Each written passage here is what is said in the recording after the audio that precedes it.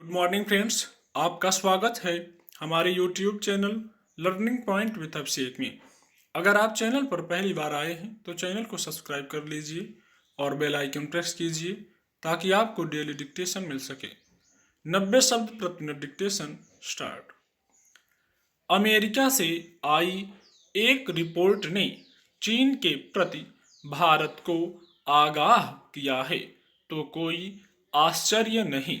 Cyber space company recorded future ने भारत सरकार को चीन से जुड़े खतरे की सूचना दी है। रिपोर्ट में यह आशंका जताई गई है कि चीन का एक साइबर समूह रेड इको मुंबई में बिजली फेल होने के लिए जिम्मेदार हो सकता है। यह आरोप लगाते हुए रिकॉर्डेड फ्यूचर ने ठोस प्रमाण तो नहीं पेश किए हैं पर परिस्थितिजन्य साक्ष्यों के जरिए यह समझाने की कोशिश की है कि चीन खतरा बन सकता है। यह बात किसी से छिपी नहीं है कि पावर ग्रिड नेटवर्क का संचालन साइबर आधारित होता जा रहा है, जिस इंटरनेट प्रोग्राम के जरिए पावर ग्रिड को संभाला जाता है। अगर उसमें कोई देश घुसपैठ कर ले तो वाकई किसी भी देश में बिजली की व्यवस्था को बाधित कर सकता है। अमेरिकी रिपोर्ट ने बताया है कि 12 अक्टूबर 2020 को मुंबई में बिजली व्यवस्था ठप हो गई थी। यह कारस्तानी चीन के हैकरों की हो सकती है।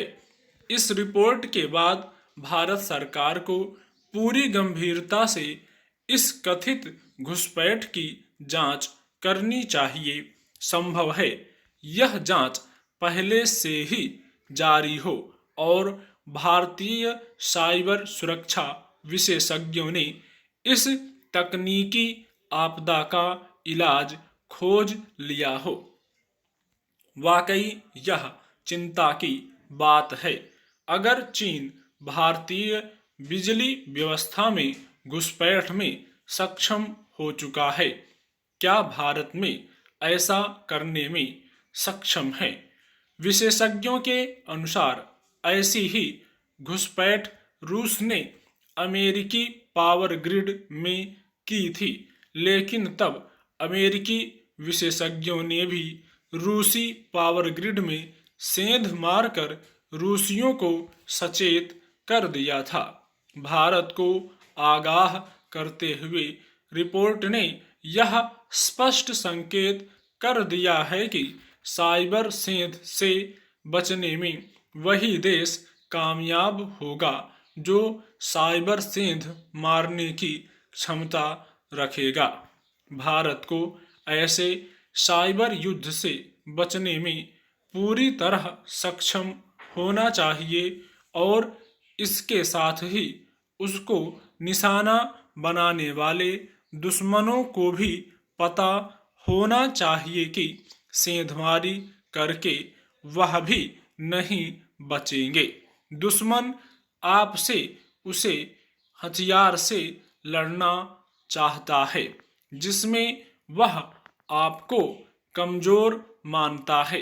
हमें देखना होगा कि साइबर सुरक्षा के मामले में अगर चीन हमें कमजोर मान रहा है तो हम अपनी कमजोरी कैसे दूर करेंगे? एक सवाल यह भी है कि क्या अमेरिका इन दिनों भारत के लिए अतिरिक्त रूप से सचेत है? अमेरिका के भी अनेक पहलू हैं। वहाँ अनेक तरह की संस्थाएं हैं जो अपने अपने ढंग से विश्लेषण करती रहती हैं। हमें अपने स्तर पर भला बुरा सोचते हुए चलना है।